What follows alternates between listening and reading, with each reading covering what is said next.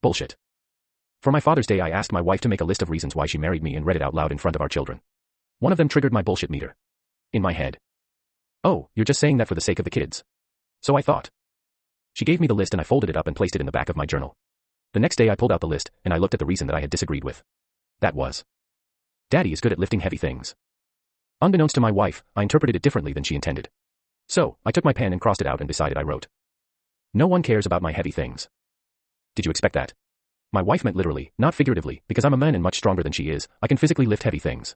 This is a handy reason. I, on the other hand, assumed my wife was compassionate towards me, in the way I crave, regarding my daily struggles as a bipolar person. My cross to bear is heavy struggling with bipolarism. What was the flaw? Compassion. It's the lack of compassion that tainted the context she assumed I would interpret correctly. Craving context.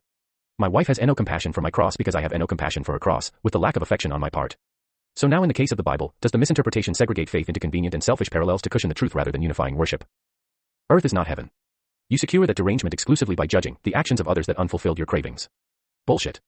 The actions recorded in the Bible require our compassion to interpret by not prioritizing a finite life. Doing so disregards the afterlife completely. What does that mean?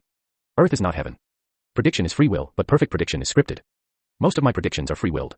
Time doesn't change. At first, forget whether my claim is right or wrong, but did I mean that to be literal or figurative? If you have no compassion for the rainbow reality of context time churns out, your interpretations are warped through your derangement of unfulfilled cravings. As the chronic Christian, I'm deranged.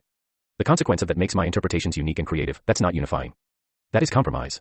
A convenient and selfish frequency, without compassion, cannot unify faith with compromise. Yikes. So, now I know a little better. Now I make a point to kiss my wife 3 times as much. I hope our compassion unifies as it grows. Because the Bible is not our encounter with reality, its context must remain a monument of truth. Perhaps, my faith is a derangement because I don't prioritize a finite life. If you believe in the afterlife, those that do prioritize a finite life may have their cravings unfulfilled. Hence the spiteful scorn of bullshit. This is bullshit. Does it fulfill your cravings? If not, judge and document my reaction. I'm not an evangelist. I don't care. If you believe me, that's on you.